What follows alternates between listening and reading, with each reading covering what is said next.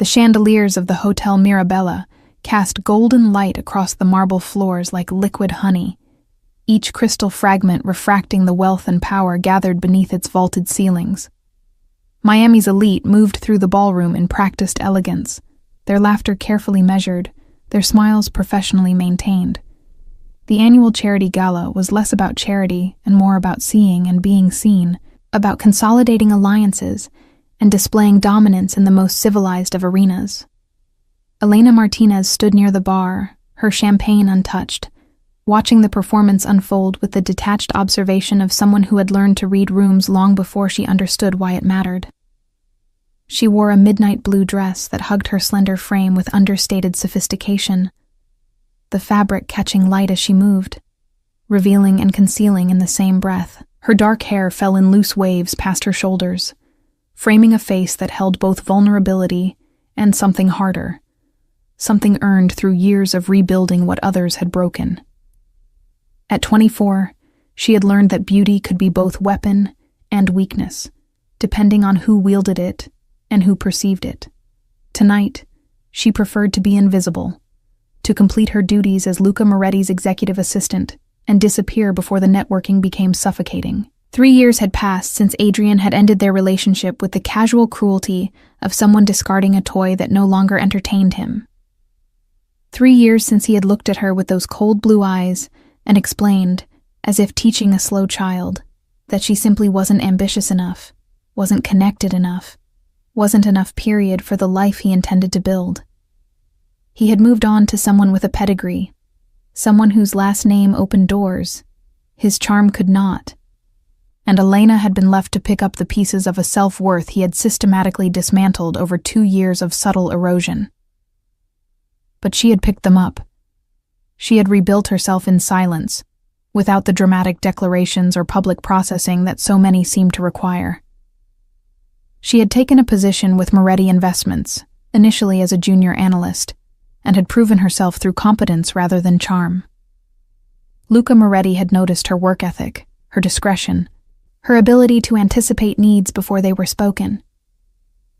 Within 18 months, she had become indispensable to him, managing not just his legitimate business interests, but occasionally glimpsing the shadows where his real power resided.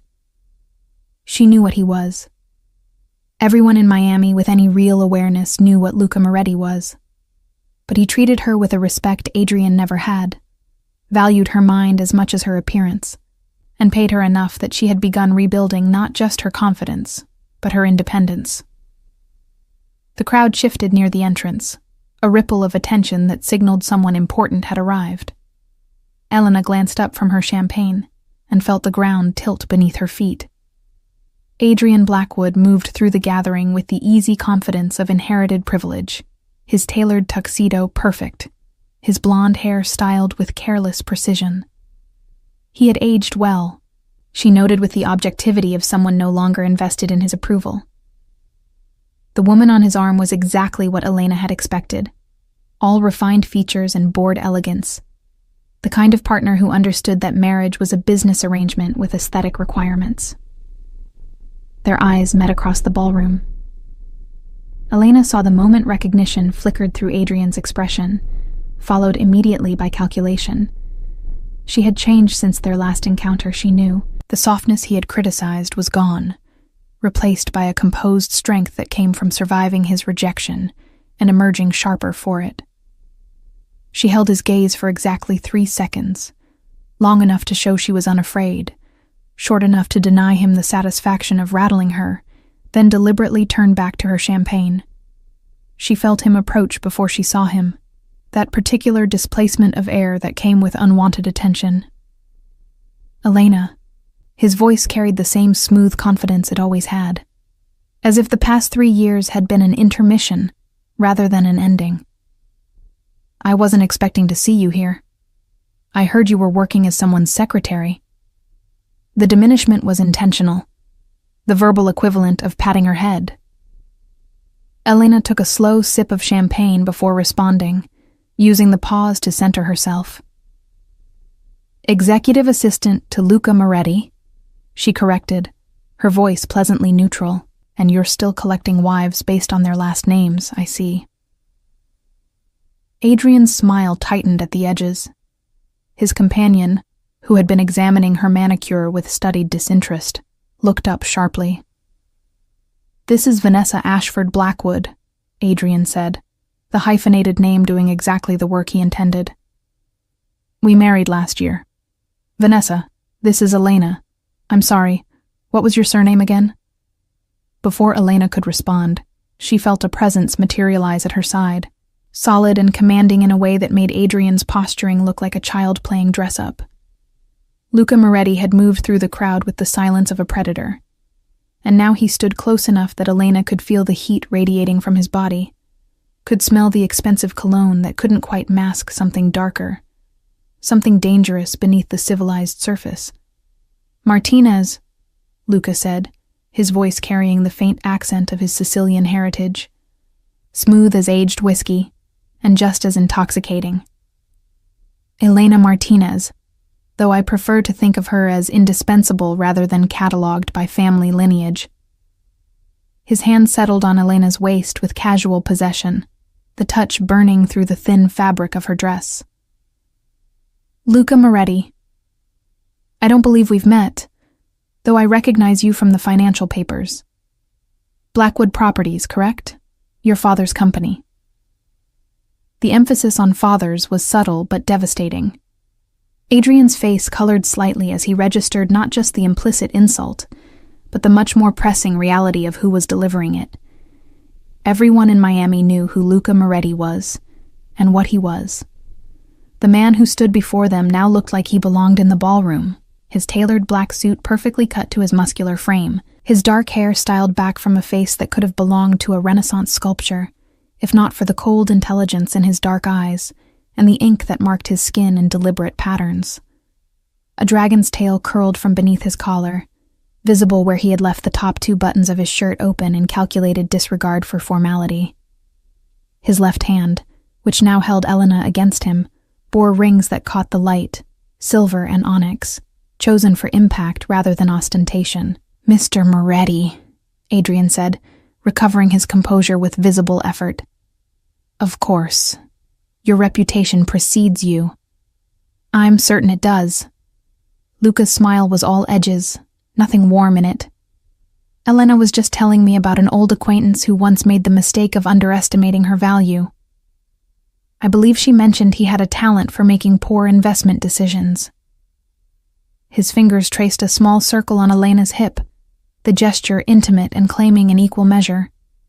"I've always believed the best investments are the ones others are too short-sighted to recognize." The ballroom seemed to hold its breath. Conversations nearby had gone quiet, people pretending not to listen while hanging on every word. Vanessa Ashford Blackwood looked between her husband and Luca with the dawning awareness that she was watching a confrontation far more significant than social posturing. Elena stood frozen, her heart hammering against her ribs, caught between the urge to step away from Luca's possessive touch and the darker satisfaction of watching Adrian's confident mask slip. "Elena and I have history," Adrian said, attempting to regain control of the conversation. "I'm glad to see she's landed on her feet, though I'm sure working for you must be." He paused, choosing his words with the care of someone crossing a minefield. "Challenging. Challenging." Luca repeated the word as if tasting it.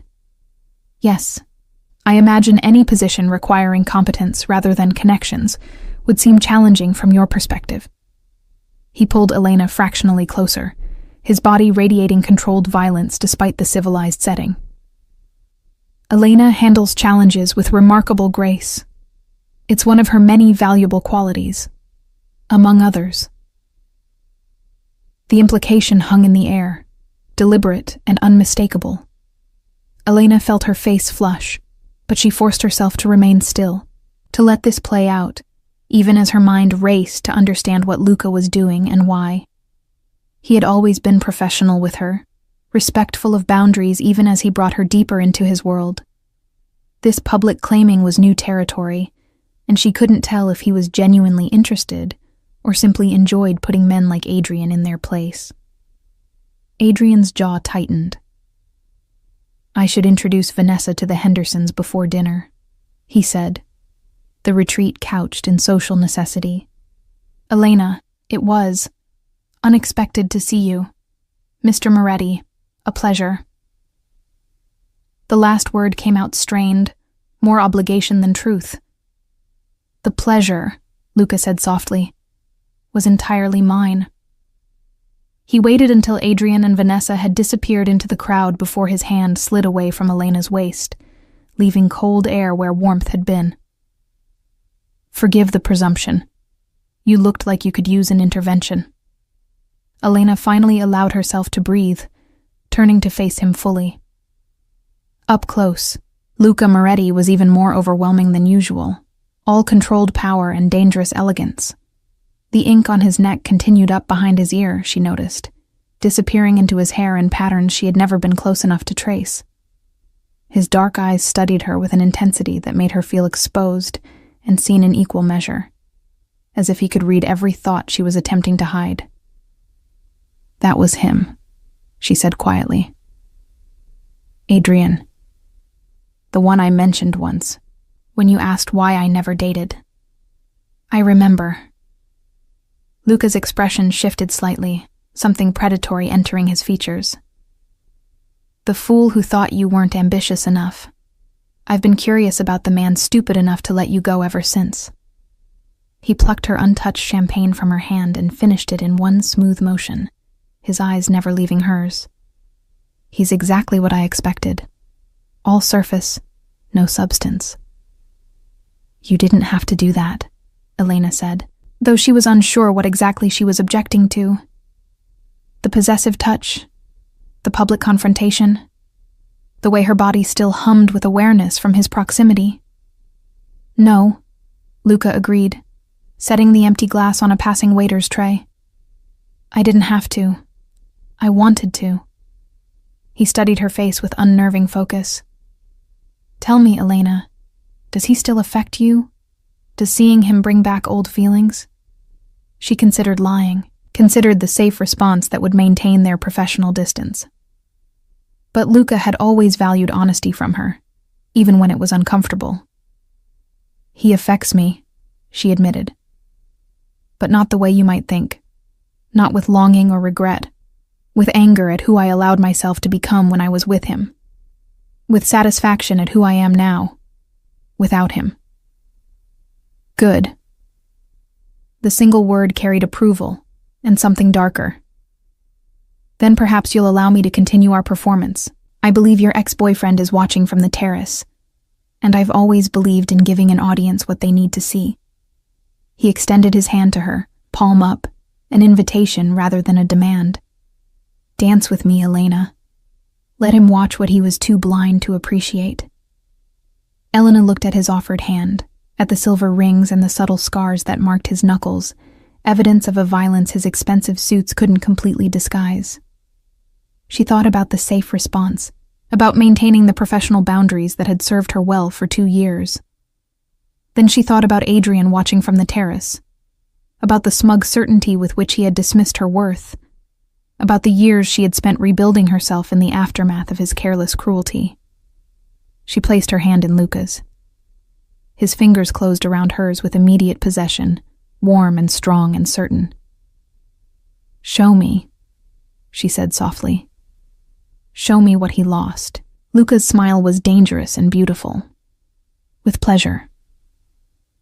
The orchestra had transitioned into something slower, something that required bodies to move closer together, rather than maintain the polite distance of faster tempos. Luca led Elena onto the dance floor with the confidence of a man who had never questioned his right to occupy any space he chose. Other couples made room instinctively, some recognition of power causing them to drift away like iron filings repelled by a magnet's wrong pole. Within moments, they had claimed the center of the floor, spotlighted by the chandeliers above, and observed by every person pretending not to stare.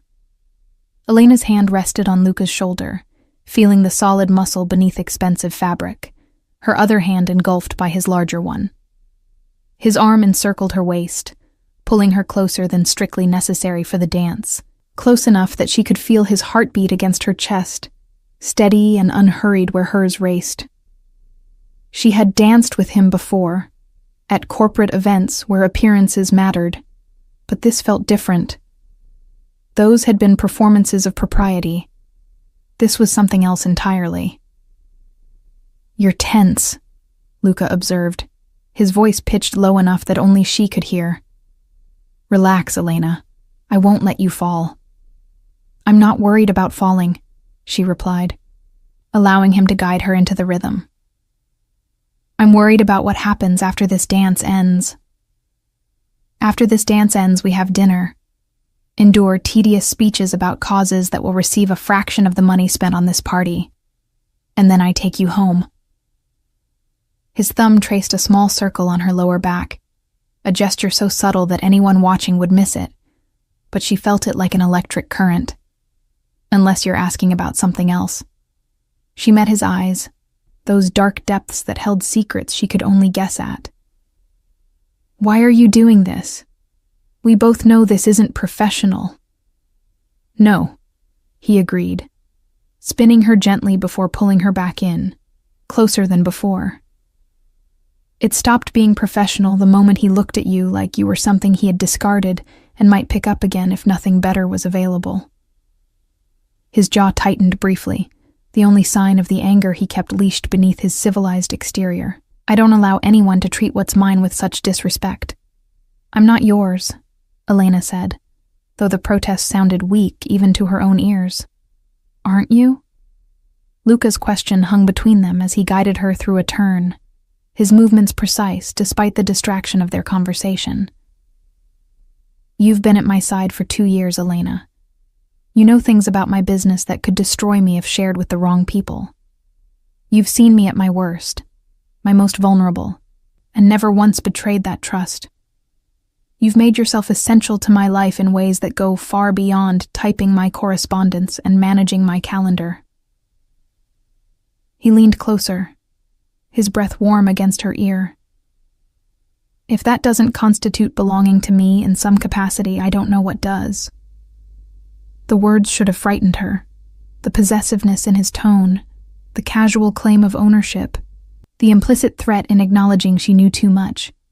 All of it should have sent her running. But instead, she felt something unlock in her chest, some tension she hadn't known she was carrying finally releasing. Perhaps she had been his long before tonight, before Adrian reappeared, before this dance. Perhaps she had been his since the first time he had looked at her work and said "excellent" with genuine approval, or the first time he had asked her opinion and actually listened to her answer, or any of the 1,000 small moments when he had treated her as valuable rather than decorative. "He's watching," Elena murmured, catching sight of Adrian on the terrace through the tall windows. Even from this distance, she could see the rigid set of his shoulders, the way Vanessa stood beside him with her arms crossed, clearly displeased about something. "Good." Luca's hand slid slightly lower on her back, the touch bordering on inappropriate, but not quite crossing the line. "Let him see exactly what he threw away. Let him understand that you're not just surviving without him, you're thriving in ways he can't comprehend." "And what about after tonight?" Elena asked, voicing the question that had been building since Luca first touched her waist. "What happens when we're not putting on a show for my ex-boyfriend? Do we go back to pretending this is just a professional relationship?" Luca was quiet for several measures, guiding her through the dance with practiced ease while he considered his answer. When he finally spoke, his voice carried a weight that made her look up sharply. "I've spent 2 years pretending, Elena. 2 years watching you rebuild yourself into someone stronger than the broken girl Adrian Blackwood left behind. 2 years respecting the distance you needed to heal and find your own power." He pulled her flush against him, eliminating even the pretense of propriety, his dark eyes boring into hers. "But I'm done pretending.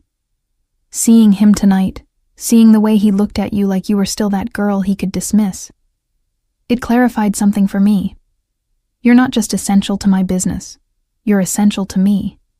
And I'm a man who protects what's essential." Elena's breath caught in her throat. She was aware of the stares now, no longer subtle, people openly watching their dance with fascination and speculation. The implications of being publicly claimed by Luca Moretti were not lost on her. He was not a man who made casual gestures or empty declarations. Whatever he was saying now, he meant absolutely, and that meant her life was about to change in ways she couldn't fully anticipate. "I don't need protection," she said, though her voice lacked conviction. "Everyone needs protection," Luca countered. "Even strong people, especially strong people, because they make enemies simply by refusing to break." His hand came up to cup her face, thumb brushing her cheekbone in a gesture so tender it seemed at odds with everything else about him. "I'm not offering to save you, Elena. I'm offering to stand beside you while you save yourself. But I'm also making it clear to every man in this room, especially the fool on the terrace, that you're under my protection now. Anyone who hurts you answers to me." The music swelled toward its conclusion, the final notes hanging in the air like a question waiting to be answered. Elena knew that whatever she said next would set the course for everything that followed. She could step back, thank him politely, and attempt to resurrect the professional boundaries that had kept her safe for 2 years. Or she could acknowledge the truth that had been building between them. Acknowledge that she wanted this dangerous man with his violent world and his unexpected tenderness. Wanted him in ways that had nothing to do with Adrian and everything to do with who Luca was when the rest of the world wasn't watching. The music ended. The ballroom erupted in polite applause. Luca held her gaze, waiting for her decision, his hand still cupping her face as if they were the only 2 people in the room. Through the windows, Elena could see Adrian watching, his face tight with an emotion she couldn't quite read, but suspected was rage tinged with regret. "Show me," Elena whispered, repeating her earlier words but with different meaning now. "Show him what he lost. Show everyone what it means to be yours." Something fierce and triumphant flared in Luca's eyes. Without warning, he pulled her against him and captured her mouth with his, kissing her with a possessiveness that stole her breath and her balance. The kiss was not gentle or tentative. It was claiming and absolute, a public declaration that left no room for misinterpretation. Elena heard gasps from the crowd, felt the weight of hundreds of eyes on them, but none of it mattered because Luca was kissing her like she was oxygen and he had been drowning. Her hands fisted in his shirt, pulling him closer, even as he dominated the kiss. With skill that spoke of experience she suddenly desperately wanted to be the beneficiary of. His tongue swept into her mouth with devastating precision, and she responded with a hunger that surprised them both. The world narrowed to the points where their bodies connected. His hand in her hair, her fingers gripping his shirt, his arm banded across her back, her lips moving against his with desperate need. When he finally pulled back, they were both breathing hard, and the ballroom had gone completely silent. Luca kept her pressed against him, his forehead resting against hers as he caught his breath. Then he turned his head slightly, just enough to see Adrian through the windows, and his expression shifted into something cold and satisfied. He leaned close to Elena's ear, his voice pitched to carry just far enough that the people nearest them would hear, knowing those whispers would spread through the room like wildfire. "Let him watch what he lost," Luca said, the words a dark promise. Let him spend the rest of his life knowing he had something precious and was too stupid to keep it. Elena felt something shift inside her chest, some final piece of her healing clicking into place. She had spent 3 years trying to prove to herself that she was worth more than Adrian's dismissal. But in this moment, with Luca Moretti claiming her in front of Miami's elite, she realized she had been seeking validation in the wrong place. She didn't need Adrian to regret losing her. She needed herself to stop mourning someone who had never deserved her in the first place. "I'm done looking back," she said softly, for Luca's ears alone. "If we're doing this, I'm all in. But I need to know what this is, what you want from me." Luca pulled back enough to see her face, his thumb tracing her swollen lower lip with devastating focus. "Everything," he said simply. "I want everything you're willing to give me, and I'll give you everything in return. My protection, my loyalty, my truth, even the parts that should frighten you. Because you've already seen the shadows I live in, Elena, and you've never flinched. You've never judged. You've simply been there, competent and steady and strong, making yourself impossible for me to ignore." Your world is dangerous," Elena said, needing to voice this truth before they went further. "I've glimpsed enough to know that being with you means accepting things I can't speak about, seeing things I can't unsee." "Yes." He offered no false reassurances, no promises that he would keep her separate from the darkness. "But you've been walking in that world for 2 years already, handling my legitimate business while knowing exactly what funds those enterprises. The only thing that's changing is that now, when I deal with threats, you'll know that some of those threats might be directed at you because of your association with me." His hand tightened in her hair, not painful, but possessive. "And you'll know that I will burn this city to ash before I let anyone hurt you. Is that something you can accept?" Elena thought about the safe life she could have chosen. The stable corporate job with a man who treated her as an interchangeable employee. The relationship with someone appropriate and boring, who would never kiss her like Luca just had. Never make her feel like the most essential person in his universe. She thought about Adrian and his casual cruelty, about the years she had wasted trying to be enough for someone who had never valued what she offered. Then she looked at Luca Moretti, this dangerous, beautiful man who ruled the underworld and somehow saw her as precious and made her choice.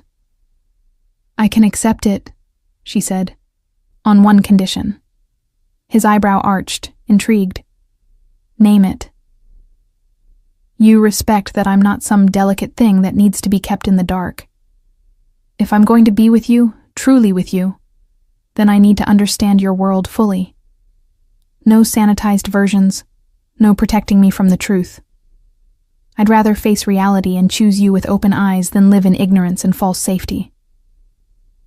For a long moment, Luca simply stared at her, something like wonder crossing his features. Then he smiled, and it was genuine warmth, rather than the cold satisfaction he had directed at Adrian.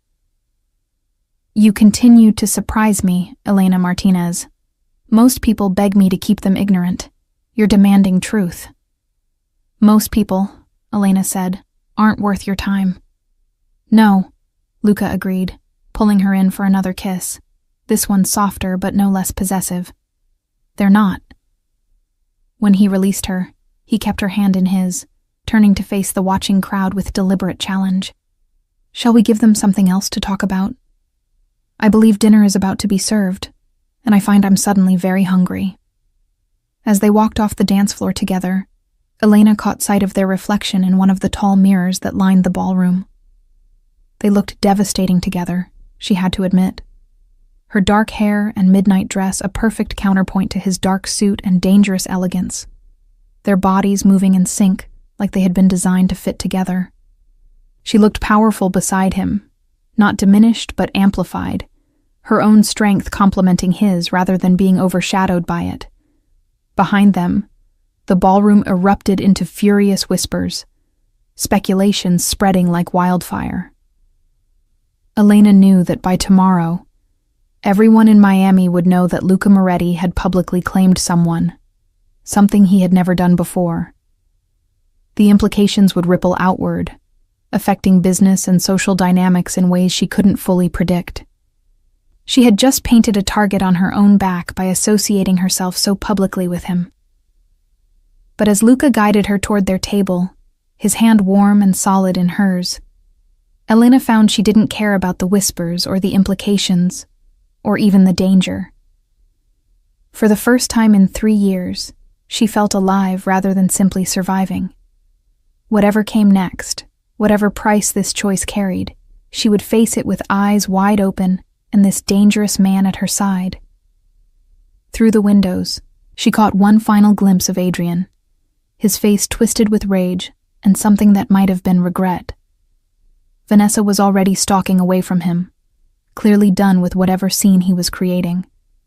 Elena felt a flash of satisfaction, sharp and sweet.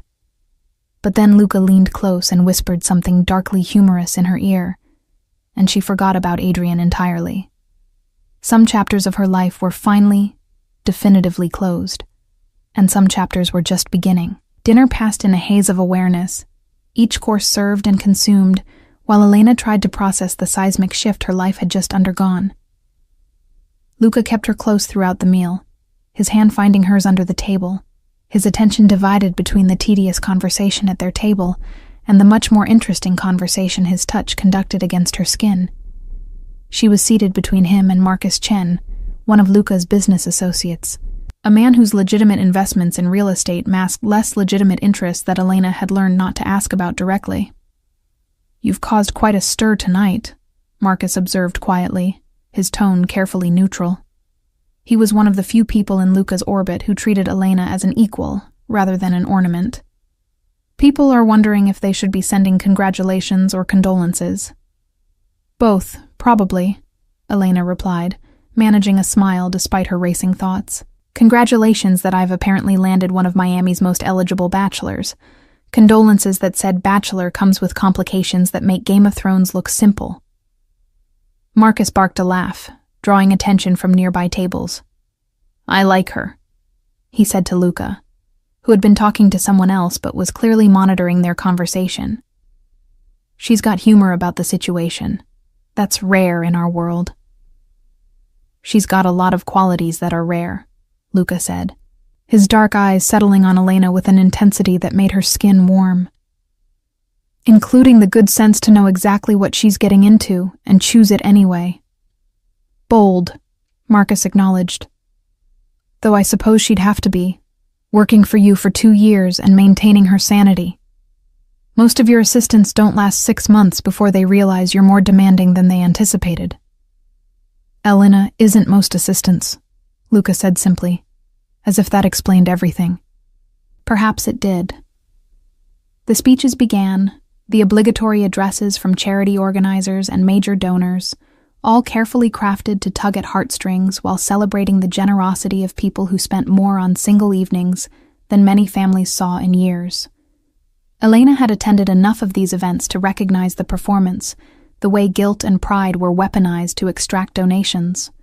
She watched Luca write a check during one particularly moving speech about children's education, the amount casual enough that he didn't even blink, large enough that several people at nearby tables craned their necks trying to see the figure. "Do you actually care about literacy programs?" Elena murmured. "Or is this just the price of admission to these circles?" "Both," Luca admitted. "I care because education is the only legitimate way out of the life I was born into, even if I chose to return to that world on my own terms as an adult, and it's absolutely the price of admission. If I don't donate generously to causes the elite care about, they start asking uncomfortable questions about where my money comes from." He signed the check with a flourish and handed it to the organizer who had approached their table. "It's cheaper to buy goodwill than to deal with investigations." "Pragmatic," Elena observed. "Always." He leaned closer, his voice dropping so only she could hear. "Are you all right? I know I've thrown you into the deep end tonight. If you need to leave, we can make excuses." Elena considered the offer, touched by his unexpected consideration. The old her, the girl Adrian had shaped into something anxious and uncertain, would have jumped at the escape route. But the woman she had become, the one who had survived and rebuilt and emerged stronger, wasn't interested in running. "I'm fine," she said, meeting his eyes. "Nervous, maybe, aware that everyone is watching us and speculating, but not fragile. I don't break easily anymore." Something fierce flashed in Luca's expression, approval and desire tangled together. "No," he agreed. "You don't. But knowing you're strong doesn't mean I won't destroy anyone who tries to test that strength." The casual violence in his tone should have been frightening. Instead, Elena felt protected in a way she hadn't experienced before. Adrian had claimed to care for her, but his version of care had been conditional, dependent on her meeting his standards and never embarrassing him. Luca's protection was absolute, unconditional, and probably illegal, in several ways she didn't want to examine too closely. Elena. The voice came from behind them, familiar and unwelcome. Adrian had apparently decided that Luca's public claiming wasn't sufficient deterrent to approach their table. He stood at a distance that was trying to seem casual, but telegraphed his nervousness, Vanessa conspicuously absent. "Could I speak with you privately for a moment?" Before Elena could respond, Luca's hand closed around her thigh under the table, possessive and warning. "Anything you need to say to Elena can be said here," he said, his tone pleasant in the way that dangerous men could sound pleasant while making threats. "In front of me." Adrian's jaw tightened. "This is a private matter between Elena and myself.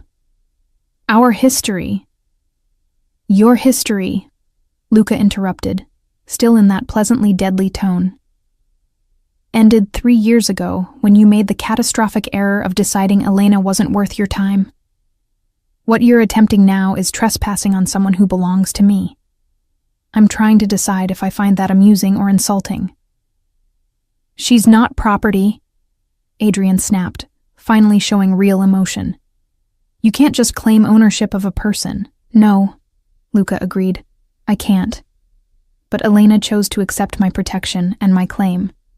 She did so publicly, in front of everyone here, when she kissed me back like she was drowning, and I was air." He leaned back in his chair, the picture of relaxed confidence, but Elena could feel the coiled violence in him, ready to strike. "So I'll ask you again, more directly this time. What do you want with my Elena? What could you possibly have to say that would be worth the risk of annoying me?" Elena watched the color drain from Adrian's face as he finally understood who he was dealing with.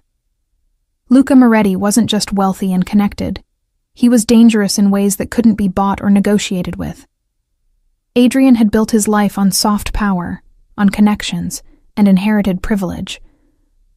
Luca had built his on something much harder and more unforgiving. "I wanted to apologize," Adrian said finally, the words clearly costing him something. "For how things ended between us. I was young and stupid, and I made a mistake letting you go." Elena felt Luca's grip on her thigh tighten slightly, waiting for her response. She could feel the attention of nearby tables, no longer even pretending not to listen. This moment would define how Miami's elite saw her, as someone with agency, or someone who could be passed between men like property. "You're apologizing," Elena said slowly, "because you see me with someone powerful, and you're worried you made a strategic error. Not because you hurt me. Not because you spent 2 years systematically destroying my confidence and then discarded me like I was nothing. But because I ended up somewhere you didn't expect, with someone you can't compete with." She stood, forcing Adrian to step back, Luca rising smoothly beside her. "Your apology is 3 years too late and motivated by all the wrong reasons. I don't accept it, and I need you to understand something clearly. I'm not with Luca because I needed someone to prove my worth to you. I'm with him because he saw my worth when I couldn't see it myself, because he treated me with respect when you were teaching me to accept less, because he's the kind of man who keeps his promises even when they're difficult." She stepped closer to Adrian, holding his gaze. "You didn't make a mistake letting me go, Adrian. I made a mistake staying with you as long as I did. The only thing I regret is the time I wasted trying to be enough for someone who was never going to value me." Adrian's face flushed red. "You think you're better than me now because you're sleeping with—" He didn't finish the sentence. Luca moved with shocking speed for a man his size, his hand closing around Adrian's throat with enough pressure to choke off words but not air. The entire ballroom seemed to freeze, conversation dying mid-sentence as everyone turned to watch.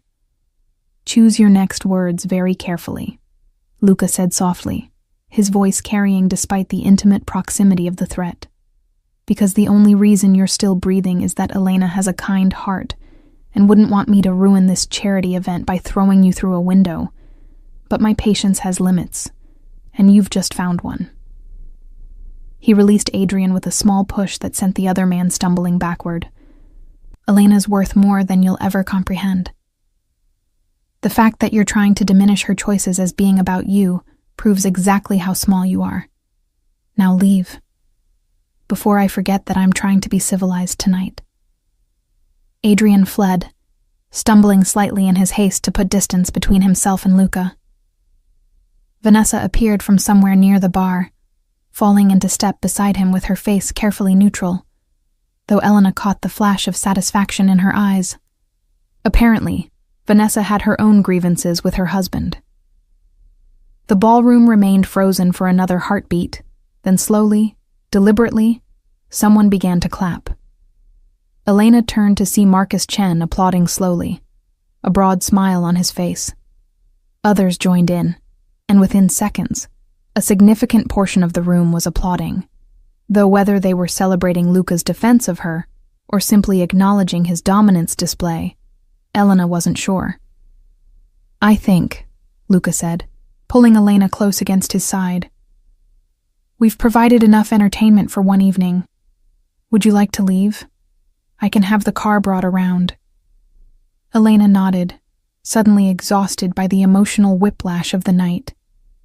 As they made their way toward the exit, people parted like water around them, some offering congratulations, others simply staring with fascination or fear.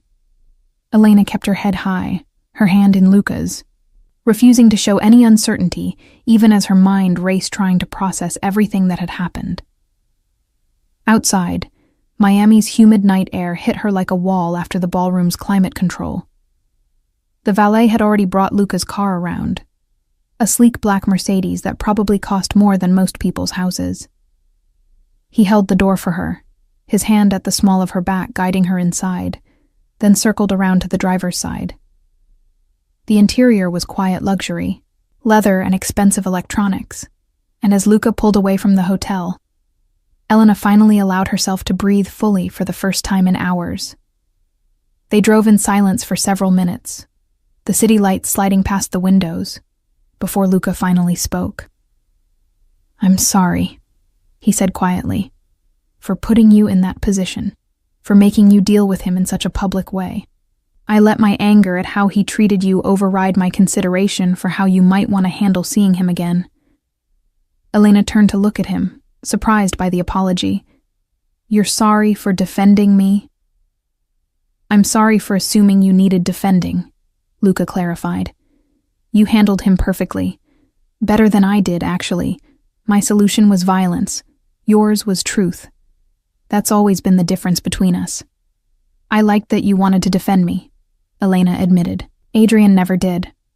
Whenever someone was rude to me or dismissive, he would tell me I was being too sensitive, that I needed to develop thicker skin. Having someone actually get angry on my behalf was..." She trailed off, searching for the right word. "Validating."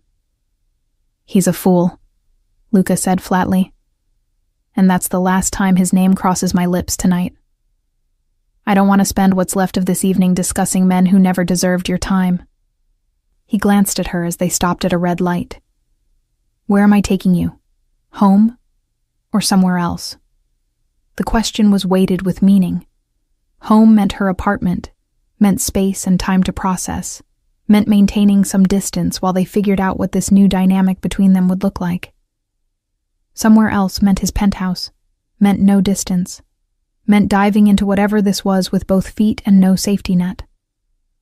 Elena thought about the safe choice, the careful choice, the choice that would give her time to be certain. Then she thought about Luca's kiss, about the way he had held her like she was precious and claimed her like she was essential, about the fact that she had already spent 3 years being careful and safe, and it had only led to loneliness and professional competence without personal joy. "Somewhere else," she said softly. "Your place. I don't want to be alone tonight." Luca's hand found hers across the center console, threading their fingers together. You won't be, he promised. Not tonight. Not any night you don't want to be. As they drove through Miami's glittering streets toward whatever came next, Elena felt that same sensation from the dance floor. Of chapters closing and chapters beginning. Of becoming someone new, while reclaiming parts of herself she had lost. The girl Adrian had broken was gone, replaced by a woman who knew her worth and chose dangerous, beautiful men who saw it too. Behind them, the Hotel Mirabella's lights faded into the distance, and with them, the last remnants of a life Elena no longer wanted.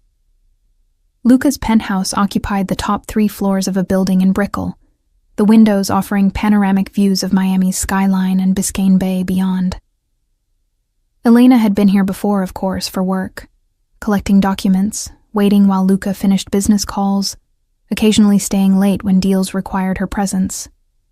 But entering now, with his hand at the small of her back and the explicit understanding of what this visit meant, everything felt different.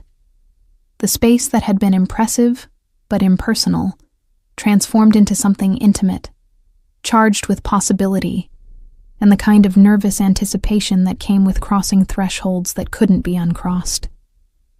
The elevator opened directly into his living space, a testament to wealth and security concerns in equal measure. The decor was masculine elegance, dark leather furniture, exposed brick walls, carefully chosen art that suggested both wealth and taste. But Elena noticed details now that she hadn't paid attention to before. The books stacked on the coffee table weren't for show. They were worn, actually read, their spines creased with use. A chess set sat on a side table mid-game, as if he had been playing against himself. Personal photographs in simple frames showed a younger Luca, with people she assumed were family, his arm around an older woman with his same dark eyes, the Sicilian countryside golden behind them. "You're nervous," Luca observed, shrugging out of his jacket and hanging it with care before turning to face her fully. "Second thoughts?" "No," Elena said honestly, setting her clutch on the entry table. "Not second thoughts. Just processing. 6 hours ago, I was your assistant preparing for a boring charity event. Now I'm in your penthouse after you publicly claimed me in front of half of Miami's elite and physically threatened my ex-boyfriend. It's a lot of change for one evening." "It is," Luca agreed, moving toward the bar and pouring 2 glasses of something amber and expensive. "Which is why we're going to slow down. No expectations, Elena. You're here because neither of us wanted to be alone tonight, because the evening was intense, and we both need to decompress. Anything else that happens is a choice, not an obligation." He handed her one of the glasses, and Elena recognized the gesture for what it was, a return of control, a reminder that she had agency even here, even with him. She took a sip of the whiskey, feeling it burn pleasantly down her throat, warming her from the inside. "And if I said I didn't want to slow down? If I said I've spent 2 years being careful and controlled and I'm tired of it?" Luca's eyes darkened with interest, but he maintained his distance. "Then I would ask if you're certain that's what you want, and not just adrenaline and vindication talking. Because once we cross certain lines, Elena, there's no going back to what we were. Our professional relationship will be complicated by personal entanglement. Your safety will be more at risk because being with me romantically paints a larger target on you than being my assistant ever did. People who want to hurt me will see you as leverage." He set his own glass down untouched. "I need you to understand that before you make decisions you can't unmake." "I understand," Elena said, moving closer to him deliberately, watching his control strain as she invaded his space. "I've understood for longer than you might think. Did you know I can tell when you're dealing with something violent? You come back to the office with a particular kind of tension, a hardness in your eyes that takes hours to fade. Did you know I've covered for you with legitimate business partners, created alibis without you even asking because I understood instinctively what needed to be protected? I've been complicit in your world for 2 years, Luca. The only thing that's changing is the nature of that complicity." "Elena." Her name came out rough, strained. "You don't know what you're asking for. don't I?" She set her own glass down and stepped closer still, close enough to feel the heat radiating from his body. "You think I don't understand that being with you means accepting darkness? That sometimes you'll come home with blood under your fingernails that no amount of washing can fully clean? That I'll know things I can never speak about and see things that will give me nightmares?" She placed her hand flat against his chest, feeling his heart race beneath her palm. "I'm not naive, Luca. I'm just done pretending I want safe and boring when what I actually want is standing right in front of me." For a long moment, Luca stood perfectly still, some internal battle playing out behind his eyes. Then something in him broke, or maybe chose, and he pulled her against him with barely restrained force, his mouth crashing down on hers with the kind of hunger that had been building for far longer than one evening. This kiss was different from the one at the gala, that had been performance and claiming. This was need, raw and desperate. 2 years of professional distance dissolving in the space between one breath and the next. Elena's hands fisted in his shirt, pulling him impossibly closer as his tongue swept into her mouth with devastating skill. He tasted like whiskey and want, and she responded with a hunger that matched his, all the pent-up tension of their careful professional relationship exploding into this moment of permission. His hands roamed her back, finding the zipper of her dress and lowering it with agonizing slowness, his fingers tracing the newly exposed skin with reverent attention. "Bedroom," Elena gasped against his mouth, impatient with the slow reveal. "No." Luca's voice was rough with desire, but firm with intent. "Not bedroom. Not for this first time. I've waited too long, watched you too many years, wanted this too much to rush it in the dark." He guided her backward toward the floor-to-ceiling windows, Miami's lights creating a glowing backdrop. "I want to see every expression, every reaction. I want you to know exactly who's touching you, who's worshiping you the way you deserve." The dress slipped from her shoulders, pooling at her feet in a whisper of expensive fabric. Elena stood before him in just her heels and undergarments, exposed and vulnerable, but refusing to cover herself, refusing to show uncertainty, even as her heart raced. Luca stepped back, his eyes tracking over her with an intensity that made her skin flush, cataloging every curve and plane like he was memorizing her. "Beautiful," he murmured, reaching up to loosen his tie with deliberate slowness. "I've imagined this so many times, Elena. But reality is so much better than imagination." The tie joined her dress on the floor, followed by his shirt, revealing the muscular torso she had only glimpsed before, marked with more ink than she had realized. A dragon coiled across his ribs, flames licking up toward his shoulder. Script in Italian wound around his forearm. Each mark told a story she wanted to learn, wanted to trace with her fingers and mouth until she understood every piece of him. She reached for him, but he caught her wrists gently, holding her hands captive. "Not yet. I need you to understand something first." His dark eyes burned into hers. "I'm not a gentleman, Elena. I've done things that would horrify you if you knew the details. I've hurt people, killed people, built an empire on violence and fear and careful strategy. The man who kissed you at the gala is the same man who has ordered executions and destroyed lives without losing sleep." He released one of her wrists to cup her face, thumb brushing her cheek with unexpected tenderness. "But with you, I want to be different. I want to be the man you deserve, even though I know I'm not. So if we do this, if you really want this, you need to tell me. Clear consent, Elena. No ambiguity." Elena understood what he was offering. A final chance to step back, to reconsider, to choose safety over passion.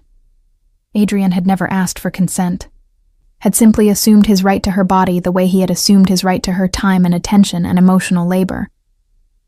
But Luca, this dangerous man who ruled an empire built on violence, was asking permission with a vulnerability that made her throat tight. "I want this," she said clearly, holding his gaze. "I want you, not despite who you are, but including who you are.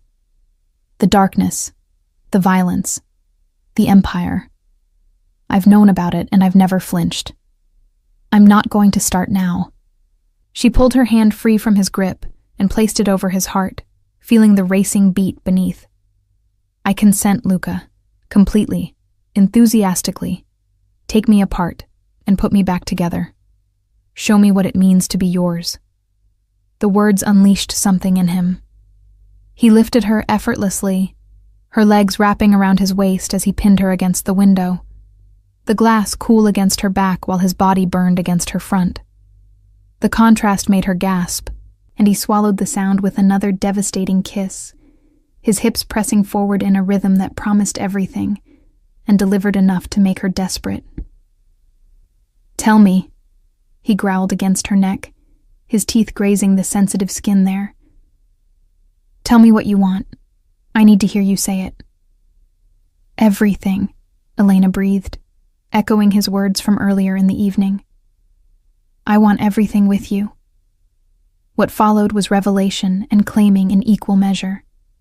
Luca touched her like he was learning scripture, reverent and thorough, mapping every response until he knew exactly how to make her gasp, moan, beg.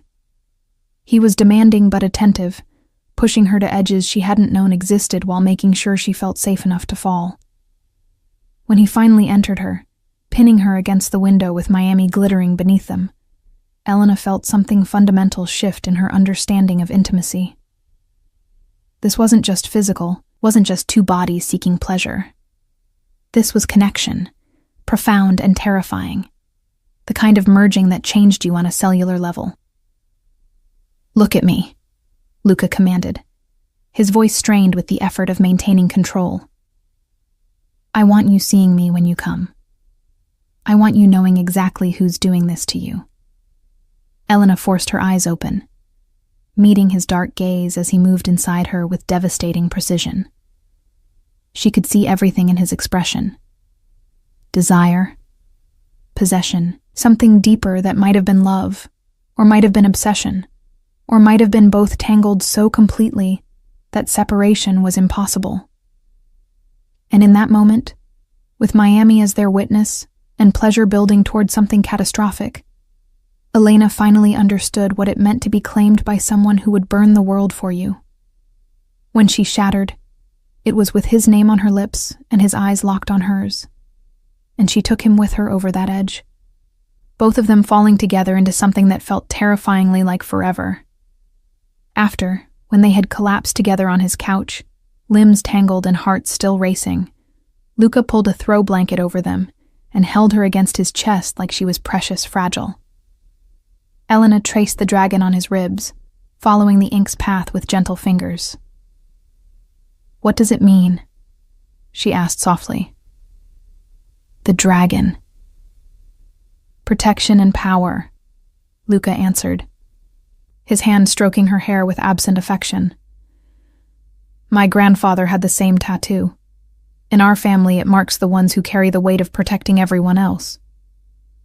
He caught her hand, bringing it to his lips. I got it when I was 19, after my first kill. A reminder that power requires sacrifice, that sometimes we do monstrous things for the right reasons. Tell me, Elena said, lifting her head to look at him. Not about the kill specifically, but about who you are when you're not being Miami's respectable businessman. I meant what I said. I want the truth, Luca. All of it. So he told her. Not everything, not the operational details that would genuinely endanger her, but the truth of his world. About his grandfather's immigration from Sicily, about building power in Miami's underworld through strategy and violence in equal measure, about the legitimate businesses that laundered money and the illegal enterprises that generated it. He told her about the codes he lived by, the lines he wouldn't cross even in a world built on crossing lines. He told her about the families under his protection, the businesses that paid for his shield, the politicians and police who took his money and looked the other way. And Elena listened, asking questions, seeking understanding rather than judgment, because she had meant every word. She wasn't here to fix him or save him or pretend his world was something other than what it was. She was here to stand beside him in that world, to be the person he could be honest with when everyone else demanded comfortable lies. "You should be horrified," Luca said finally, studying her face for signs of the disgust or fear he clearly expected. "I'm not," Elena said simply. "I'm scared, maybe, aware of the stakes in a way I wasn't before, but not horrified. Because the man who told me all of that is the same man who respects my boundaries, who asks for consent, who just made love to me like I was something precious." She pressed a kiss to his chest, right over his racing heart. "You're not a monster, Luca.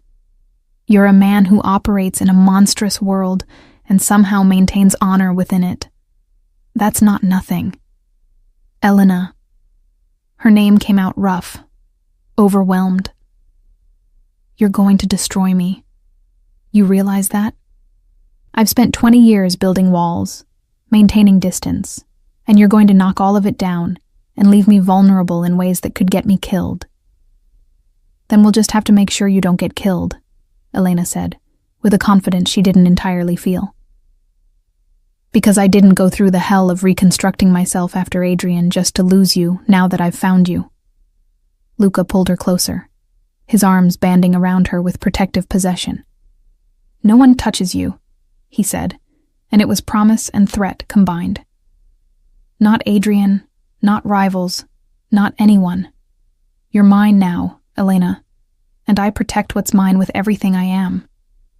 "And I'm yours," Elena agreed, surrendering to the inevitable. "For better or worse, in darkness and light. We're in this together, now." Outside the windows, Miami gleamed in the darkness, beautiful and dangerous, and full of possibilities both glorious and terrifying. And inside Luca's penthouse, two people who had been cautiously circling each other for years finally stopped pretending they didn't want to collide.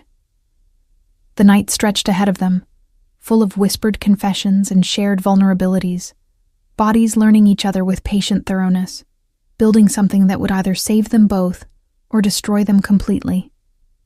Either way, there was no going back. They had crossed the line, and on the other side waited a future neither of them could fully predict, but both of them were willing to fight for. The morning arrived with brutal sunlight streaming through floor-to-ceiling windows, and Elena woke in Luca's bed with the ache of someone who had been thoroughly loved, and the confusion of someone whose life had fundamentally shifted overnight. Luca was already awake, propped against the headboard with a tablet in hand, conducting business despite the early hour, but his other hand rested in her hair, fingers moving through the tangled strands with absent affection, anchoring her even as he worked. "What time is it?" Elena mumbled, not yet ready to face the reality of morning and the implications it brought. 7, Luca said, setting the tablet aside to focus on her completely. "I let you sleep as long as possible, but we need to talk about practical matters before the day gets away from us." Elena sat up, pulling the sheet with her in an attempt at modesty that made Luca's lips quirk with amusement. "Practical matters sounds ominous." "Necessary," he corrected, pushing her hair back from her face with gentle fingers. "Last night changed things, Elena. By now, everyone who matters in Miami knows you're under my protection. That makes you a target for my enemies and an asset for my allies. We need to discuss security measures." The clinical tone he used for the word security measures sent a chill down Elena's spine. This was the reality of choosing Luca Moretti. Not just passionate nights and public claiming, but genuine danger from people who would hurt her to weaken him. "What kind of security measures?" "Driver," Luca said, ticking items off on his fingers. "Trained in defensive and evasive maneuvers. Bodyguard for public events, at least until we're certain there's no immediate threat. Changes to your apartment's security system or..." He paused, watching her face carefully. "You could move in here. This building has better security than anything else in Miami, and I'd sleep better knowing you were protected." "That's fast," Elena said, though she couldn't deny the appeal. "We've been officially together for less than 12 hours and you're already asking me to move in." "I'm asking you to be safe," Luca corrected, but his voice softened. "But yes, it's fast. If you're not ready for that step, I understand. We can upgrade your place instead. I just need you protected, Elena. The people who move in my world don't play by civilized rules." Elena processed this, weighing independence against security, familiar space against the comfort of proximity to Luca. "Can I think about it? The moving in part, I mean. I'll accept the security upgrades wherever I'm staying, because I'm not stupid enough to refuse protection when you're telling me I need it." "Of course." Relief flashed across Luca's face, as if he had been worried she would reject all of it. "There's something else. Your position at the company. People are going to talk, Elena. They're going to assume you slept your way into your job, that everything you've accomplished was because I wanted you in my bed, rather than because of your actual competence." "Let them talk," Elena said with more confidence than she felt. "I know my worth. You know my worth. Anyone who matters knows I earned my position long before last night happened." "Still," Luca pressed, "I want to offer you a choice. You can continue as my executive assistant, and we'll deal with the whispers together. Or I can promote you to a different position, put you in charge of one of the legitimate divisions where your talent would be obvious to everyone. Same salary increase you would have gotten anyway, but with a title that makes it clear you're valued for your mind, not your relationship with me." It was a generous offer, Elena recognized, and one that showed Luca understood the professional complications their relationship created. "What do you want?" she asked. "Honestly, which option works better for you?" Luca was quiet for a moment, considering. "Selfishly, I want you at my side. I want you in my office, handling my schedule, present for meetings, close enough that I can see you throughout the day. But that's about my comfort, not your career. You're better than an assistant position, Elena. You have business instincts I could use in a dozen different capacities. So the real question is, what do you want?" Elena thought about it, weighing options and implications. "I want to stay your assistant," she said finally. "Not because I'm afraid of a bigger role, but because I like being that close to the center of things. I like knowing everything that's happening, being the person you trust with sensitive information. If I take a division role, I'll be more legitimate in others' eyes, but I'll be further from you and from the parts of your business that really matter." She met his eyes steadily. "I'm all in, Luca. That means I want to be where the action is, not sequestered in some respectable division managing projects I don't care about." "You're sure?" Luca pressed. "Because once people perceive you as my partner in both senses, they'll start coming to you with requests, trying to use you as leverage to get to me. They'll test you, looking for weakness. Some of my associates aren't kind to women, and they'll resent your influence. Then they'll learn to be kind or face consequences," Elena said with a steel she didn't know she possessed until that moment. "I'm not the girl Adrian broke anymore, Luca. I'm the woman you claimed last night. And if that means facing down misogynistic criminals and teaching them to respect me, then that's what I'll do." Pride and concern warred in Luca's expression. "You're magnificent," he murmured, pulling her in for a kiss that promised to derail the conversation entirely. But he pulled back with visible effort. "But we still need to address the elephant in the room. Adrian." Elena stiffened. "What about him?" "He's not going to let this go," Luca said bluntly. "Men like him, entitled, used to getting what they want. They don't handle rejection well.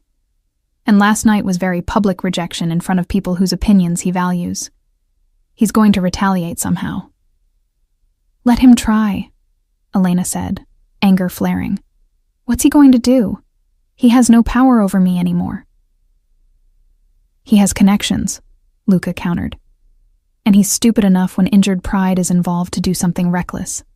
I'm having him watched, but I need you to be careful. Don't go anywhere alone, especially not places you went together. If he approaches you, don't engage. Call me immediately." The protective intensity in Luca's voice was simultaneously comforting and concerning. "You think he's dangerous, Adrian?" Elena couldn't quite reconcile the image of her ex-boyfriend, all smooth charm and corporate networking, with genuine threat. "I think any man who's been publicly humiliated is potentially dangerous, especially if he has resources and motivation." Luca's expression was serious. "I've seen men do terrible things to women who rejected them, Elena. I won't risk you because we underestimated his capacity for vindictiveness." They were interrupted by Luca's phone buzzing with insistent urgency. He glanced at the screen and his expression darkened. "It's Marcus. I need to take this." Elena nodded, using the privacy to gather her scattered clothes from the night before and retreat to the bathroom. Her reflection in the mirror showed someone who looked thoroughly loved. Kiss-swollen lips, marks on her neck that Luca's mouth had left deliberately visible, her hair a tangle of sex and sleep. She looked different than she had 24 hours ago, she realized. Something in her eyes was fiercer, more certain, like she had found a piece of herself that had been missing and now felt complete. When she emerged, dressed in her rumpled gala outfit and feeling somewhat ridiculous, Luca was waiting with his expression grim. "We have a problem." "What kind of problem?" "The kind where your ex-boyfriend is even stupider than I gave him credit for." Luca showed her his phone, displaying a screenshot Marcus had forwarded. It was a Facebook post from Adrian, carefully worded but clear in its implications. Warnings about Elena being involved with organized crime, suggestions that she was complicit in illegal activities, veiled accusations wrapped in concern-trolling rhetoric. Elena felt her blood run cold. "He's trying to ruin my reputation." "He's trying," Luca agreed. "But he's doing it so clumsily that it's going to backfire spectacularly. Making allegations about me on social media is the fastest way to learn why people fear me." His voice had gone cold, the warmth he showed her replaced by something harder. "I need to handle this, Elena. But I need you to understand what handling this means." "Will you hurt him?" Elena asked, surprised by how little the prospect bothered her. "Not permanently," Luca said. "Not unless he escalates. But I will make it very clear that coming after you was a mistake he'll regret for however long I allow him to keep regretting things." He cupped her face, his thumb brushing her cheek. "This is what I meant last night. Being with me means witnessing consequences. It means knowing I will do violent, illegal things to protect you. Can you live with that?" Elena thought about Adrian's smug face as he had approached their table, the entitlement in his voice as he had tried to diminish her choices. She thought about 3 years of rebuilding herself after his casual cruelty, about the scars that still ached when she let herself remember how small he had made her feel. And she thought about Luca, this dangerous man who treated her like she was precious, who had publicly claimed her and would burn the city to keep her safe. "Yes," she said simply. "I can live with that. In fact, I think I prefer it to the alternative of letting him think he can attack me without consequences." Luca's expression shifted, something fierce and approving entering his features. "You understand that makes you complicit? That knowing I'm going to hurt him and approving means you're as much a part of his world now as I am?" "I crossed that line when I kissed you back last night," Elena said. "When I came here knowing what you are and what being with you would mean. I'm not innocent anymore, Luca, and I'm okay with that. Adrian chose to make himself your enemy. He gets to live with what that means." "Then I need to go," Luca said, but he pulled her in for one more kiss, this one deeper and more possessive than necessary. "Stay here. The security system is active, and Marcus is sending someone to watch the building. I'll have clothes and toiletries brought up for you. Make yourself comfortable. This might take a few hours. Be careful, Elena said, surprised by how much she meant it, how quickly he had become essential to her sense of safety. Always. He kissed her forehead with unexpected tenderness. And Elena, thank you for choosing this, for choosing me, even knowing the cost. After he left, Elena explored the penthouse more thoroughly, finding evidence of the man behind the reputation in unexpected places. The kitchen was well stocked with actual food, not just the expensive wine and takeout containers she might have expected from a bachelor. The bookshelves held an eclectic mix: Italian classics alongside American thriller fiction, books on philosophy next to books on military strategy. A guitar sat in one corner, worn with use, and Elena had a sudden vision of Luca playing late at night when sleep wouldn't come. She was examining a photograph of what appeared to be Luca as a teenager, standing with an older man in front of a Sicilian villa, when her phone buzzed with multiple notifications. Against her better judgment, she checked them. The first was from an unknown number. I'm trying to save you from making a terrible mistake. Call me. Adrian. The second was from her mother. Saw the video from last night. Call me immediately. We need to discuss your choices. The third was from her college roommate. OMG, who is this man and where can I find one? Elena deleted Adrian's message without responding, and decided her mother's concern could wait until she had more emotional bandwidth. But she clicked on the link her roommate had sent, which led to a social media video clearly taken at the gala. It showed Luca kissing her with devastating thoroughness, the entire ballroom watching, followed by his whispered words that the video's creator had somehow captured with remarkable clarity. Let him watch what he lost.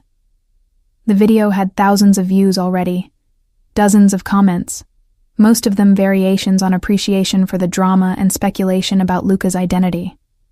Some comments were less flattering, warnings about his reputation, suggestions that Elena didn't know what she was getting into, moral judgments from people who knew nothing about her or her choices. Elena read through them with detached interest, recognizing that her life had just become public property in ways she hadn't fully anticipated. This was the price of being with someone like Luca. Not just the physical danger, but the scrutiny, the judgment, the loss of privacy that came with dating a man who commanded attention and fear in equal measure. Her phone rang, an unknown number. She almost didn't answer, but something made her pick up. Hello? Elena Martinez? The voice was male, professional, unfamiliar.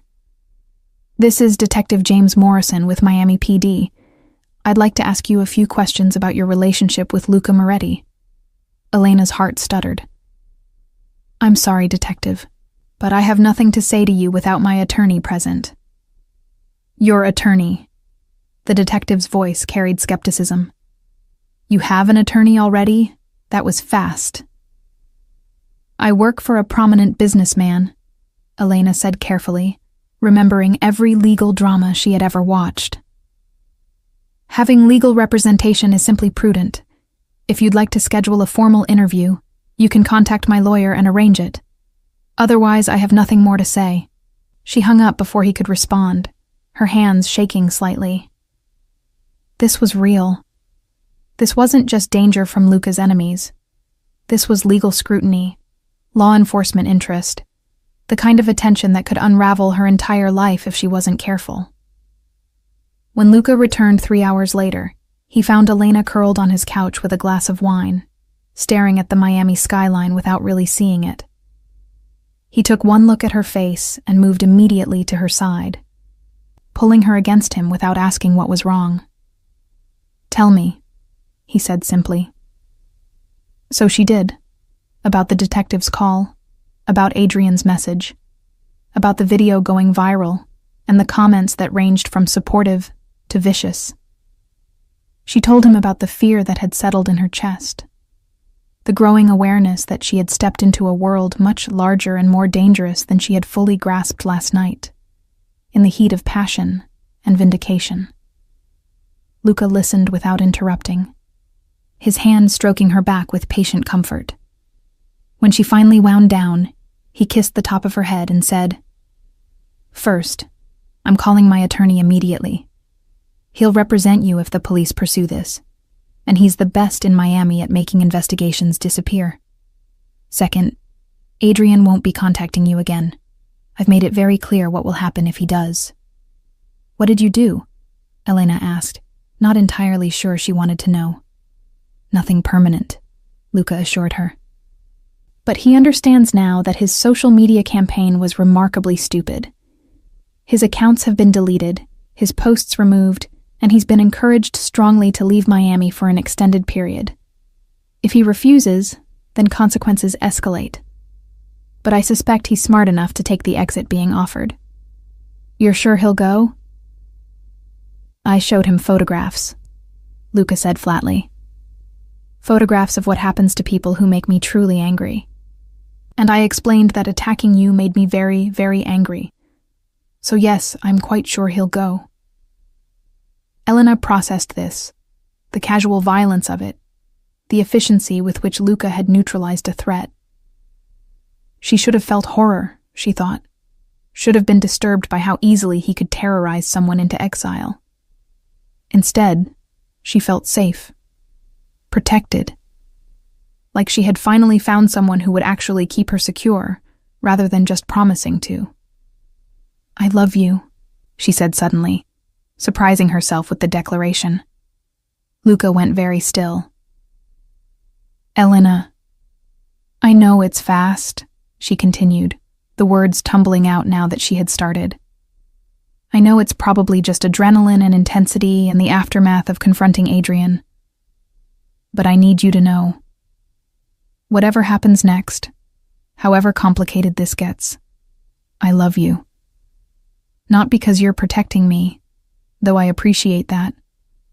Not because you're powerful, or wealthy, or dangerous. But because when I'm with you, I remember who I wanted to be before Adrian convinced me I was worthless. Because you see me, Luca, really see me, including the broken parts, and you treat all of it like it's valuable." For a long moment, Luca simply stared at her, his dark eyes intense with an emotion she couldn't quite name. Then he kissed her, gentle this time rather than passionate, like she was something fragile that required careful handling.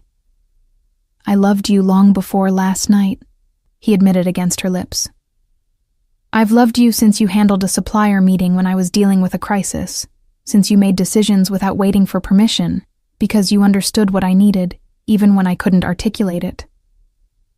I've loved you since you looked at the darkness in my world and didn't run, didn't demand I change, just learned to navigate it alongside me." He pulled back to see her face clearly. "So yes, Elena, I love you too. Desperately. Dangerously, in ways that probably aren't healthy, but feel more real than anything else in my life." They stayed like that for a long time, holding each other while Miami buzzed with life beyond the windows, while Adrian fled the city he had once considered his domain, while Luca's enemies plotted and planned and looked for weaknesses they wouldn't find because Elena Martinez was not a weakness. She was the thing that made Luca Moretti stronger than he had ever been alone. Outside, the sun began its descent toward evening, painting the sky in shades of orange and pink, beautiful and temporary like everything else worth having. And inside Luca's penthouse, two people who had found each other against all odds, held on tight, and prepared for whatever came next.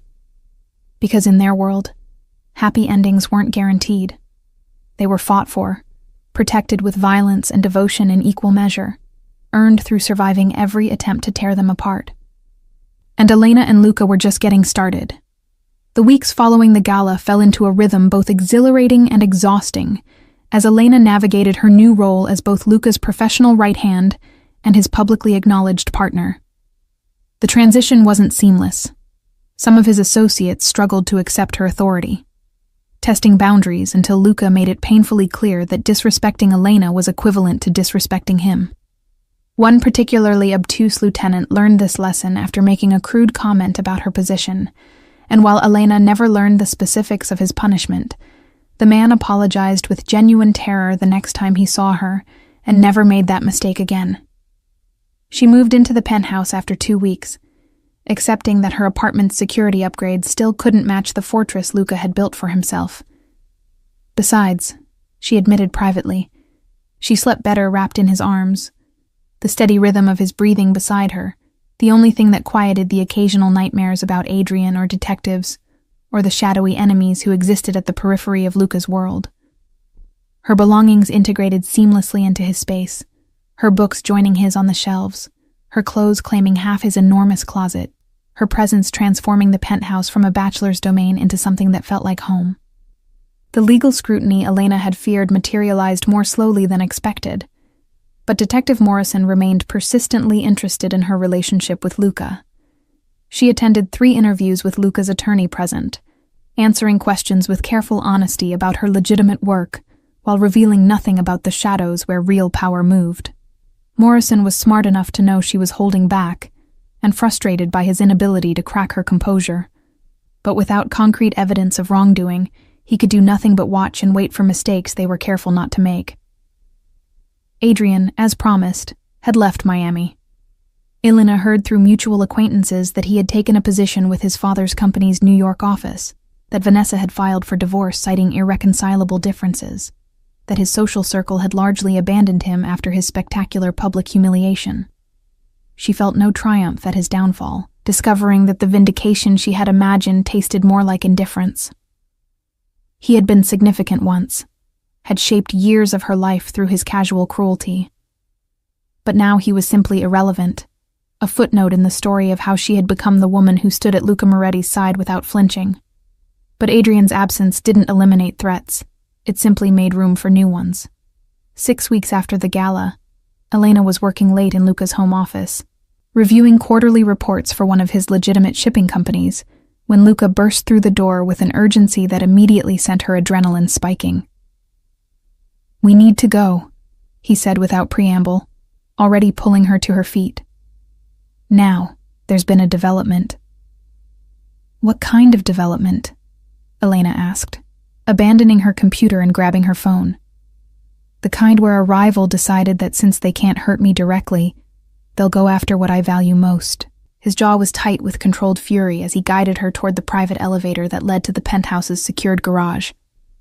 "I've got security mobilizing, but until I know how serious the threat is, I'm getting you somewhere safe." They drove through Miami's streets with Marcus at the wheel, Luca making rapid-fire calls in Italian, while Elena tried to calm her racing heart.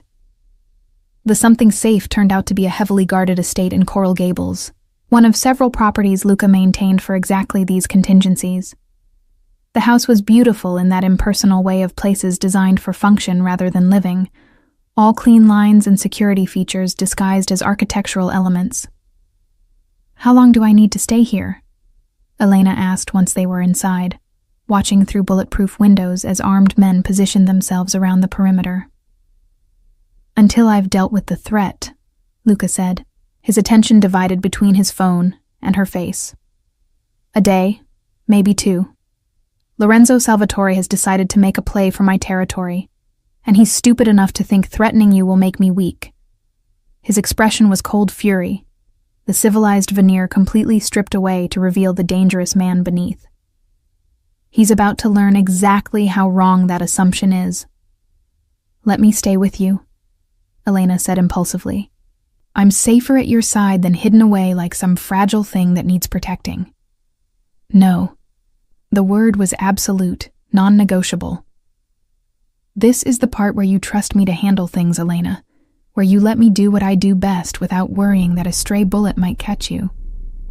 I can't be strategic if I'm constantly concerned about your safety. I need you here, secured, so I can focus on making Lorenzo regret ever speaking your name."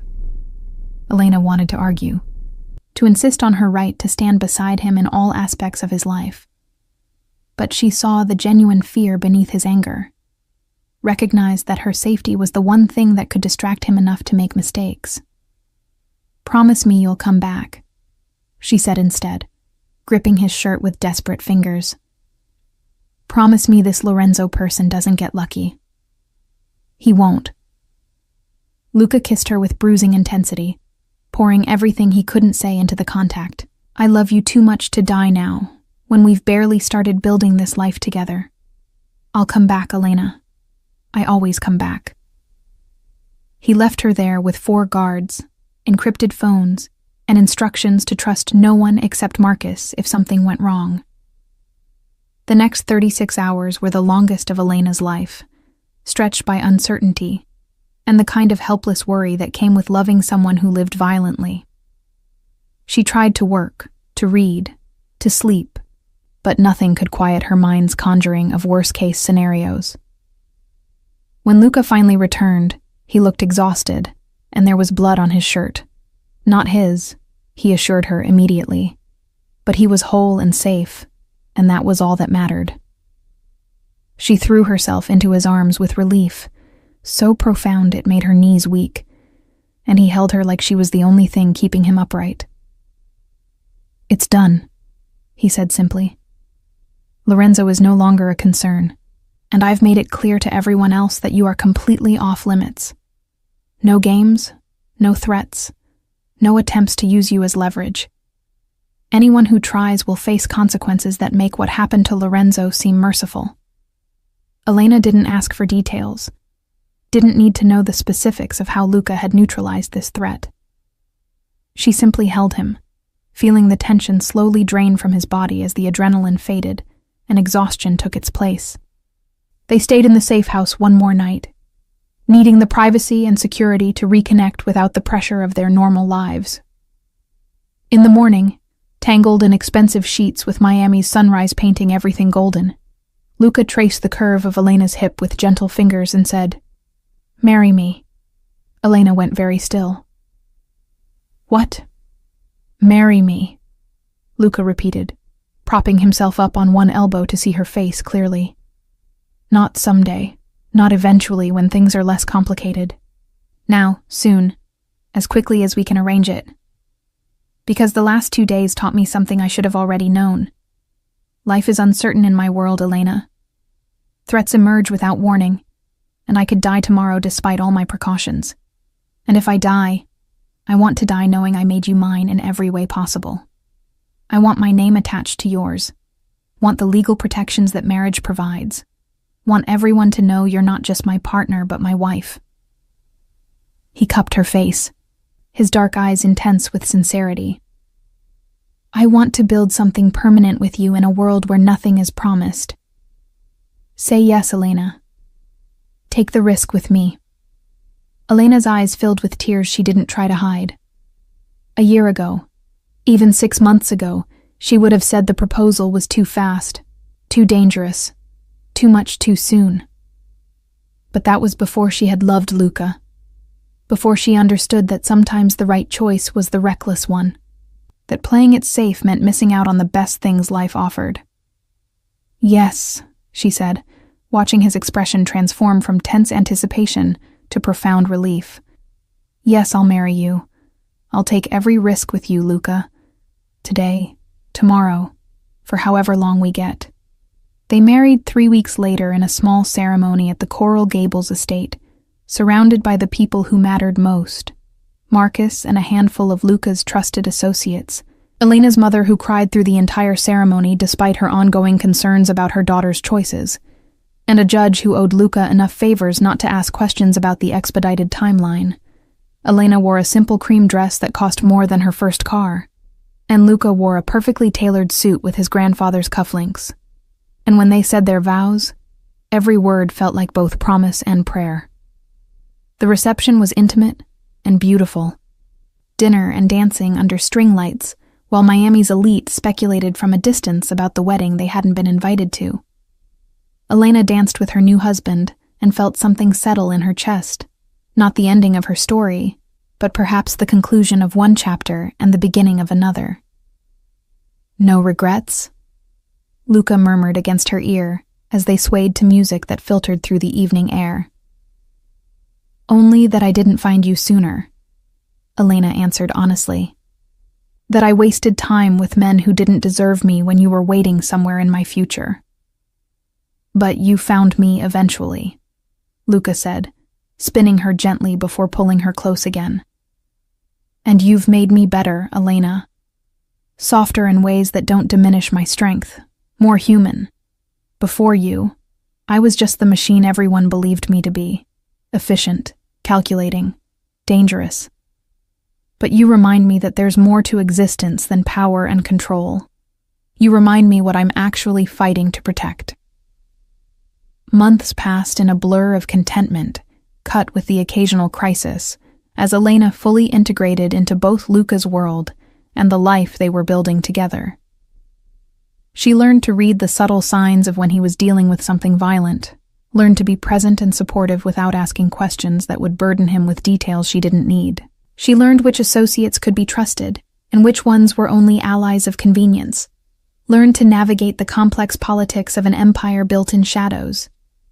And she discovered that being Luca Moretti's wife came with its own kind of power, the ability to speak with his authority in certain contexts, to command respect from people who had previously dismissed her, to make decisions that shaped their empire's direction. She wasn't just the woman behind the man. She was integral to the machine they operated together, her business acumen complementing his strategic violence in ways that made them formidable. But power came with costs she hadn't fully anticipated. There were nights when Luca woke from nightmares he wouldn't discuss, when the weight of the violence he committed in service of their life together showed in the haunted look behind his eyes. There were moments when Elena caught herself making morally questionable decisions, with the same casualness Luca showed, realized she had been fundamentally changed by proximity to his world. There were times she looked in the mirror and wasn't entirely sure she recognized the woman staring back. Stronger than she had been, certainly, but also harder, capable of things the girl Adrian had broken never could have imagined. And then, exactly 1 year after the gala where everything had changed, Elena discovered she was pregnant. She told Luca on the anniversary of their first kiss, presenting him with the positive test over dinner in the penthouse, where they had first made love. His reaction was everything and nothing like she had expected. Shock, certainly, but also profound joy and immediate terror as he confronted the reality of bringing a child into his dangerous world. "I can't keep them safe," he said, pacing their living room with agitated energy. "Not completely. No matter how many precautions we take, no matter how many enemies I eliminate, there will always be threats. And now they'll target our child the way they once targeted you. I've brought you into this world, Elena, and now we're bringing an innocent life into it too. How do we justify that? The same way people have always justified having children in dangerous times," Elena said calmly, placing her hand over the place where their baby grew. "We do the best we can. We love them fiercely. We teach them to be strong and smart and careful, and we trust that the life we can give them, full of love and protection and possibilities, is worth the risks." She moved to him, taking his face in her hands. "You're going to be an amazing father, Luca, and our child will know they're loved, will grow up understanding both the light and shadow of the world. That's not nothing." "I'm terrified," Luca admitted, his hands covering hers. "More frightened than I've ever been facing any threat, any enemy. Because this isn't something I can control with strategy or eliminate with violence. This is faith, Elena. Faith that we can keep them safe, that we can be good parents despite everything." "Then we take that leap together," Elena said softly. "The way we've taken every other leap in this relationship. With open eyes and joined hands, knowing we might fail, but trying anyway, because the alternative is living small and safe, and never experiencing this kind of profound joy." The pregnancy progressed smoothly, and Elena discovered that being Luca's pregnant wife came with even more protection than usual. He became nearly insufferable with his hovering attention, driving her to and from work personally, insisting on accompanying her to every doctor's appointment, treating her like she was made of glass despite her protests. But beneath the overprotectiveness was genuine vulnerability. Luca was preparing to be a father, confronting mortality and legacy in ways his violent life had previously insulated him from. The final confrontation came not from enemies within Luca's world, but from the one person Elena had thought was permanently relegated to her past. Adrian returned to Miami 8 months into her pregnancy, emboldened by time and distance, and apparently unable to let go of his obsession with reclaiming what he had lost. He showed up at one of the few public events Elena still attended, forcing his way past security to confront her in the restroom hallway. "You think you've won," Adrian said, blocking her path with his body. "You think marrying that criminal and carrying his bastard makes you better than me. But I see through it, Elena. You're still the insecure girl I dated, still desperate for validation, still—" He didn't finish the sentence. Luca appeared with the silence of a predator, his hand closing around Adrian's throat with enough pressure to cut off air and words simultaneously. The violence in his expression was absolute, the civilized mask completely abandoned. "I told you," Luca said quietly, his voice carrying more menace for its calmness. "What would happen if you ever came near her again? I gave you a chance to leave Miami and never return. You chose to ignore that mercy." He looked at Elena, who stood frozen watching this final confrontation with her past. "This is your choice, amore. Do I kill him now? Make him disappear so completely that no one will ever find the body? Or do I call the police? Let Detective Morrison finally have his wish of arresting me for something, knowing I'll be out by morning but you'll have to live with the media coverage? Your call, Elena. He's yours to judge." Elena looked at Adrian, really looked at him for the first time in over a year. She saw what she had refused to see when they were together, the weakness beneath the arrogance, the cruelty that came from insecurity rather than strength, the smallness of a man who needed to diminish others to feel significant. And she felt nothing. No anger, no fear, not even satisfaction at seeing him brought low. "Let him go," she said finally. "He's not worth the trouble, Luca. Not worth your time. Not worth the risk of arrest. Certainly not worth the satisfaction he'd feel knowing he mattered enough for you to kill him." She met Adrian's terrified eyes steadily. "You were right about one thing. I was insecure when we were together. But that girl is gone, Adrian. You killed her with your casual cruelty, and I rebuilt someone stronger from the ruins. Someone who doesn't need your approval or your regret, or your existence in my life whatsoever. So go away. Disappear back into whatever miserable existence you've built in New York. And know that every day for the rest of your life, you'll remember that you had something precious and you destroyed it because you were too stupid and small to recognize value when it was standing right in front of you." Luca released Adrian with a shove that sent him stumbling. "You heard my wife," he said, his arm coming around Elena protectively. "Leave. And if I ever hear your name in connection with Elena or our child again, I will reconsider her mercy. Are we clear?" Adrian fled without another word, and Elena watched him go with the finality of someone closing a door that had been left ajar too long. When she turned back to Luca, she found him studying her with an expression of pure admiration. "That was magnificent," he said softly. "Choosing mercy when you could have chosen violence, being the better person when he gave you every justification to be cruel." "I learned from the best," Elena replied, taking his hand and placing it over her swollen belly where their daughter was doing her nightly acrobatics. "You've taught me that real power doesn't need to prove itself with violence, that sometimes the strongest choice is the compassionate one." "You've taught me that too," Luca admitted. "Every day, you remind me that there's more to life than the empire I've built. That legacy isn't just about power and control, but about the love we create and the family we protect." He kissed her forehead gently. "Our daughter is lucky to have you as her mother, and I'm lucky to have you as my wife, my partner, my conscience when I need one." 3 weeks later, Elena gave birth to their daughter in the early hours of a Miami morning, and Luca held his child for the first time with tears streaming down his face. They named her Sophia, after Luca's grandmother. and she had her father's dark eyes and her mother's stubborn chin, and an instinct for wrapping everyone around her tiny fingers that suggested she would be formidable in her own right. Life settled into a new rhythm. Sleepless nights and the chaos of new parenthood layered over the ongoing reality of Luca's empire.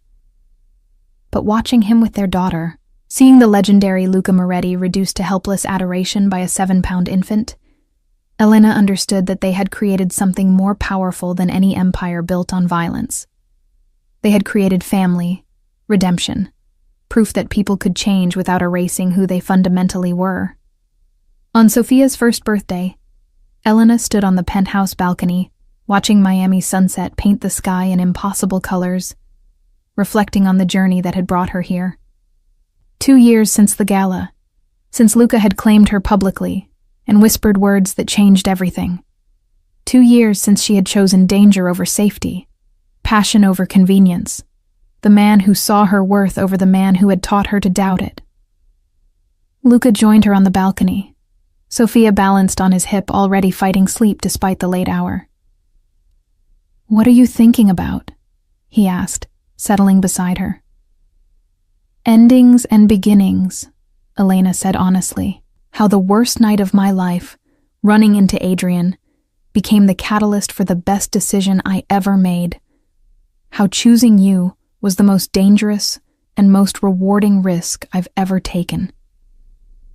She looked at their daughter, whose dark curls caught the dying light, and felt her heart expand with love so fierce it was almost painful. How we've built something beautiful in the shadows, something that might not make sense to anyone else, but is absolutely perfect for us. "No regrets?"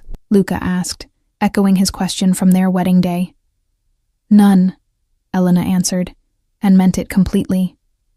Every choice, every risk, every moment of fear.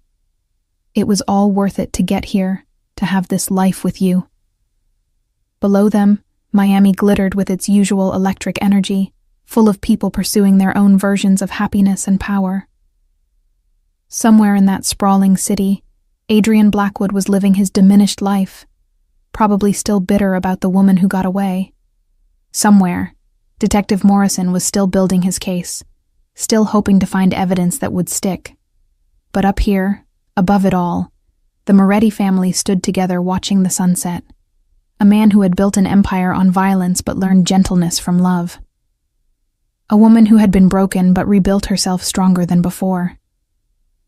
And a child who represented both their past redemption and their future hope. And when the sun finally dipped below the horizon, painting the sky in final shades of pink and gold, Luca pulled Elena close and whispered against her hair. "Let him watch from wherever he is. Let the whole city watch. Let them see what we've built, what we've become. Because you're mine, Elena Moretti. You've always been mine. From the moment you kissed me back in front of everyone, we were inevitable. And I will spend every day for the rest of my life proving that choosing me was the best decision you ever made." "You already have," Elena said softly, turning to kiss him as their daughter dozed against his shoulder. "Every single day, you prove it. We prove it. That love can exist in darkness. That redemption is possible even for people who don't deserve it. That sometimes the most beautiful things grow from the most unlikely soil." And there, 3 stories above Miami's glittering streets, as night settled over the city, and their daughter slept the innocent sleep of the protected and loved, Elena and Luca held each other and understood that their story wasn't about a woman kissing a mafia boss for revenge. It was about 2 damaged people finding each other and building something unbreakable from their combined scars.